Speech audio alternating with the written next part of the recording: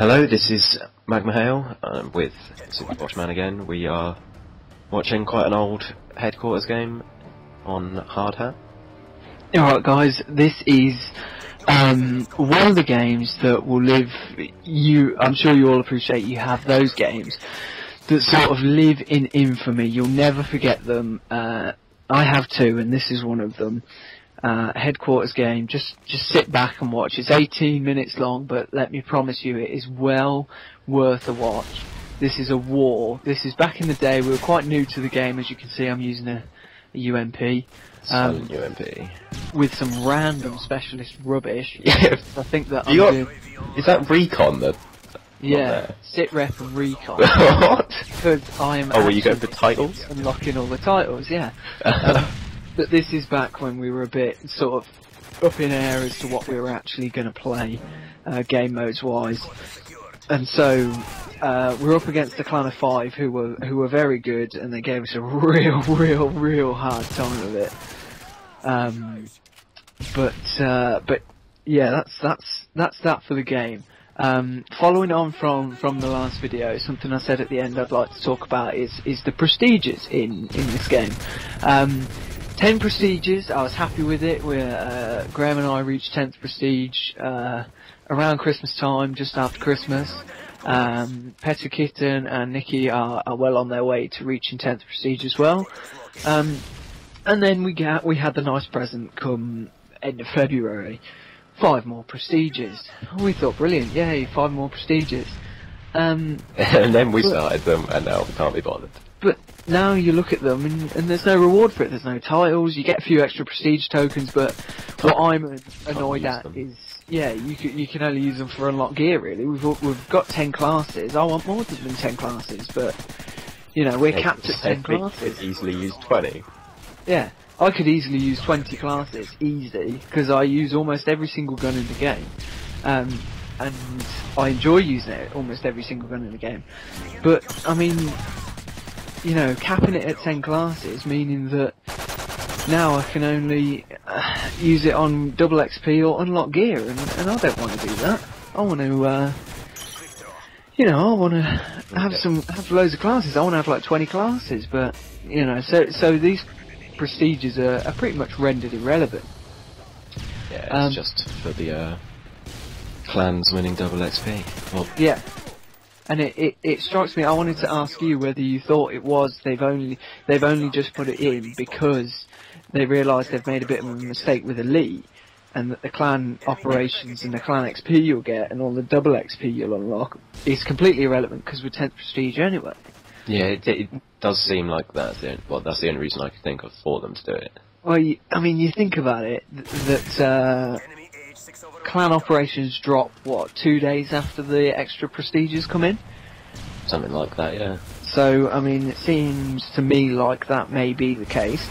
And then they only release 5 of them, so they're obviously saving another 5 for something. Yeah, because we've seen screenshots of 10, haven't we? Yeah. So. We've seen, well, the way I saw it was the PC players had sort of got into the game's data, if you will, and sort of uncovered 10 extra prestige icons. And so, obviously there'd be 10 extra prestiges in the game. We thought all 10 were coming at once, but no, in fact they only do 5. That's quite good though, it stops people just powering through it. Yeah, I mean, because I mean there are people that play it more than we play it, and we play it. We play it a lot. We play it far too much. You know, I think for players like Nikki, plays it the right amount. Yeah. I think she's at something like 6th prestige now or something. So I mean, she'll carry on. If she carried on at the same sort of level, she'd carry on. She'd probably be 10th prestige for a month or 2, maybe 3 months before the end of the game and before we move on to Black Ops 2. And I mean, that's perfect. But there's players that play it. I mean, what did I see the other day? 40 odd days. Yeah, we played Black Ops an unnecessary amount and hit about 25 at the end of it. Yeah, right by the end. So after a year's gameplay, and there's people that. So I mean, I can't understand these people must play it like 14 hours a day, night and day. Just not sleep. Yeah. You know, I mean, I couldn't do that. Obviously, I've got a job and stuff, but nevertheless, even if I didn't have a even when I didn't have a job, I didn't have a job when Black Ops was out, and I still couldn't play it as much. So yeah, I think they've made a little bit of a hash with the prestiges. Do you like the prestige tokens though? I liked them at first. Yeah. I liked unlocking gear for later prestiges, but now I don't have many prestiges yet. Unlock gear seems really pointless. I didn't use unlock gear after 7th prestige because I was just like, what's the point? That was a really nice flashbang. That was an awful flashbang. Yeah, I mean, I'm sort of the same. Like, I was pretty reluctant to use unlock gear because I knew full well that, you know, when I'd reached the top prestige, I wouldn't really be using it. I know Nikki's doing double XP, which is quite sensible. It is really, yeah. It's just helping her power level through. But, you know, and double weapon XP, come on. If anyone's ever used double weapon XP and anyone uses it regularly, please leave a comment and tell us why. Because for me, like, you know, if you use double weapon XP and it only costs you like 3 kills to get to having kick on a gun, well, 6 kills isn't hard to get. So I mean, I don't understand why you'd ever go with that. Yeah, me either. It just doesn't make any sense. Makes no sense at all. But I'm a fan of the prestige tokens. I kind of like them. At the moment, I mean, I'm only using them for, like, you know, I'm going to unlock gear, the RPG, just because I don't use it too often and whatnot. Yeah, which we both did with the fad for just I don't even use it. Yeah. That was the random Christmas present. That was the Christmas one, yeah. But I mean, I'd like it if they said, say, okay, we'll give you 15 classes, you know, and do it that way and say you can limit it to 15. But I think a limit of 10, when you're going to end up with almost like 30 or 25 prestige tokens, is a bit much. You know, it's a bit. And especially having not so many things to spend it on. I mean, from 10th prestige onwards, like I say, there's no titles, no emblems you can unlock, no packages to buy, and things like that. Reset stats pretty pointless. Yeah. I mean, originally reset stats sounded like the best thing in the world. It sounded brilliant, reset stats. But now it's just, you know, our stats aren't bad. There's no reason to reset them. I mean, none of our clan has any bad stats, and as a result, you know, why would you want to reset them? I mean, we have the beauty of, you know, if you run into someone in a lobby who's 10th prestige, who's got a KD of 5 but has got like 200 career kills because, you know, he's reset his stats, as opposed to, you know, we've got KDs between 1.5 and 2 and we've got, say, 30,000 kills. We're really sort of, you know, showing that you can consistently put up those numbers. So I think reset stats is completely pointless. But something else I'd like to talk about in this video, we mentioned it at the start of the last video, is Skyrim and Minecraft. I know a lot of people that probably watch this video have probably, if you don't play it, you've probably still given it a try. And I'd just like to talk about those games because they are worth mentioning. We may put videos up with Minecraft. I'd like to certainly put a video up with the current build we've got going on in the survival game, but compare. I know it's a difficult comparison, but let's compare what Minecraft brings to the table as a game, because I know some people may look at it and think, well, you know, it's got rubbish graphics. Play it. That's Nicky's argument. Yeah, but Nicky's one of those stubborn people who, if we really like a game, she's sort of doesn't like to sort of join the bandwagon, if you like. She likes to stay off it. She did it with Borderlands, and then I finally sort of convinced her to play it a little bit, and now she absolutely loves it. Borderlands is one of her favourite games. But Minecraft is excellent from just it's such a relaxing game. I really just enjoy going on, and you know, you've got the freedom to sort of just do whatever you want. I wouldn't really call it a game. I'd just say it was sort of like a sandbox. Yeah, it is one giant sandbox, and you can do whatever you want in it. Anything you want, you can play however you want. Same as Skyrim. Same as Skyrim as well.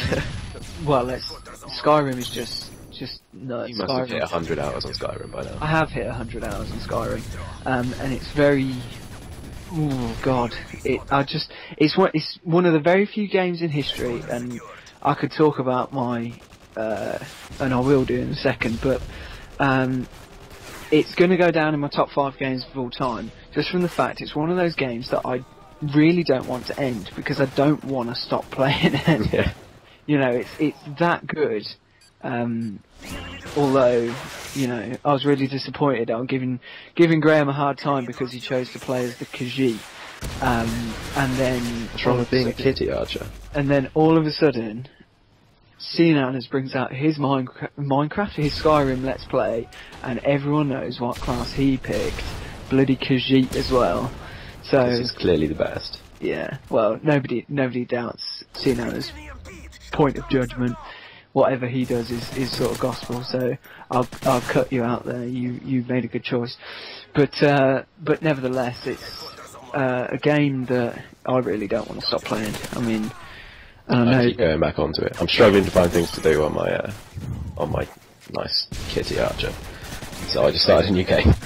Yeah, it's the beauty. It is like, you know, games like that. You can start a new game, and when you play it again, it's completely different how you played it the first time round. I mean, as soon as you pick a different race and pick a different skill tree, the game's just a different game. And that's what I like. I mean, I've spoke to about 4 or 5 different people through my work and through my friends that have played Skyrim, and they all have different experiences as far as the game's concerned. They all, you know, I say to them, you know, I went down the mage route and I was a dark elf. I was running around with some Daedric heavy armour and, you know, conjuration spells and whatnot. And, you know, you've got people like Graham who's running around as a bloody kitty cat archer. You know, and it just makes the game completely different. So, Killing bosses that you can't kill in 3 arrows. Yeah, exactly. I mean, for instance, a boss inside one of the stars. Yeah, that star thing, whatever the hell it was called. And, you know, I literally couldn't do that boss for love and all money, because so resistant to magic. And then I just watched a live stream of Graham doing it, and by God, he just walks in like 3 or 4 arrows and the guy's dead. So, I mean, it just makes it a whole different game. The gameplay is so different. So, from me to anyone who watches this video, if you haven't looked at Minecraft or Skyrim, give it a look. Give them both a look. Because I know full well, I had a conversation with Nikki about this the other day, that Call of Duty, while it is such a brilliant game, causes a lot of anger and a lot of pain, and it really does, you know, bring out the stresses and bring out the grey hairs and whatnot. And then you move on to Skyrim to calm down. And then you move on to Skyrim to calm down, you move on to Minecraft to calm down, so I definitely say give them a look. It's really well worth it. Just to point out that this is where this game becomes kind of going down in memory as an awesome game. You can now look at the scoreboard. There's 6 minutes 50 to go. We are on 180. They're on 390. So they need a headquarters to win. They just need to cap one, and they've won. And we'll leave the rest of the video to show you what's going on. But I would like to. What gun are you using now? Are you using a UMP? Look like it. I could do. I don't really remember this game. Yeah, I was going to say, remembering that far back, we're what, 12th prestige now? But I wanted to ask you, as I know we sort of grew up with different sort of gaming backgrounds, so I wanted to ask you, how does Skyrim rank on your sort of favourite games of all time list? It's quite high up there. It's I always struggle to think of my favourite games of all time, because all I say is because the games that I've spent the most time on and had the most fun on, there could easily be some Mega Drive games in there, because oh yeah, easy. I mean, you can't beat you can't beat Road Rash. Road Rash is like the greatest game ever. Desert Strike. What about Golden Axe? That was amazing. Golden Axe and Streets of Rage. I mean, I have that triple cartridge with Shinobi or whatever the hell it was. Shinobi, yeah, I had that cartridge as well. That was awesome. But yeah, I mean, I definitely think. I mean, my favourite game of all time is Metal Gear Solid 1, and cannot stand those games. I'll say that for now. I just love the story. It's just a really well written game. think you know my opinion on story and cutscenes in games. Yeah, I know. Well, that's why I was very surprised at how much you enjoyed Skyrim, because it is heavy on the story. It's not massive cutscenes though. But there's no cutscenes. I hate. Yeah. Okay, because I did like that about Skyrim. But the problem was, I was sort of like, you know, it was like, well, if you want to, you can sort of skip the story, but I was like, when I always walk past someone or skip talking to someone, and you always think, oh, maybe I'm missing something now, or all of that. And the sheer amount of quests you get, oh my god. But yeah, I mean, that's the beauty though of trying to pick a favourite game of all time, is you've got to sort of try and work out. I mean, for me, the criteria for my favourite game of all time is just what game could you pick up right now and play again? Could you, and put, say for instance, let's say a game you put 100 hours into, could you pick it up now and still put 100 hours into it? Yeah, some games you put that long in, you pretty much can't play them again. You can't bring yourself to start them again. Yeah. I mean, games like that, Borderlands would be up there. I could easily start that again. Yeah, I could easily play Borderlands through and through. Borderlands is in my top 10. I mean, my top 5 consists of 3 of the 4 Metal Gear Solids. God. 1 Final Fantasy game, and Skyrim. Oh dear God, I hate your taste in games. The thing is, my taste in games is weird, because I mean the games I play most on a day-to-day basis, Formula 1, Madden, and COD. Yeah. And that's it. But yet, sort of those. They're the games that you can just pass time on. Yeah, those are the games that would never rank. I mean, the echelon. They wouldn't even rank anywhere near my top 10. Well, except for, no, really. Sports games you can't, because I mean, it's a yearly feature. Yeah, we want every year. And Call of Duty just, you know, causes too much stress to ever be considered among the great games. And there's too much bullshit that goes on with these games. So let's do a final minute or so plug of your montage that's coming up, because I haven't really spoke to you much about it, so I want to take this opportunity to sort of get a feeler for it and ask you what it's all about. I know it's a bullshit montage, but I mean, how is it coming up? Away from completion? Need a few more clips in it, but what it's actually called is bullshit that has happened to me this week. But now I think it's turned into 2 weeks, because, you know, I couldn't be bothered to do anything, and started forgetting to record as I played. I was just seeing if I could fill up an entire montage with things that happened to me just in a short space of time, and turns out I can. Yeah. It's just full of people corner camping, me getting ridiculously commando lunged. All I'll say, guys, is, you know, all the stresses that you have playing games, you're gonna sit and watch this montage and probably be reminiscing quite a lot. You'll be wondering about how my connection is so shit. Yeah, if you're like me and I have one of the greatest internets in the world and I pull host all the time. There you go, guys. We left you 5 minutes ago. We told you to watch out 180 to 390, and we've just pulled out the win. Somehow, by some miracle, we've managed to win this game. Big props to this SB clan. Real big props. They played so well, and they were a real pain in the rear end. Final scores, you don't really need to mention. I don't want to see it. Yeah, and you went 33 and 50, but you don't really need to mention those scores, because it was all about the headquarters caps. Me and objectives, it's just chuck myself at them and just throw yourself on them. So that game is going to go down as one of our favourites of all time. I really hope you enjoyed watching that game. If you've got anything you'd like to see from us, give us a shout, give us a request. We're more than happy to accommodate them. I want to give a shout out to Khan6 for requesting some videos. You've given us the kick up the arse we needed to get these videos coming back out. And watch out for the upcoming montage from G and the Moab videos coming up from me. I hope to see you soon, guys. Really hope you enjoy it. Thanks for watching.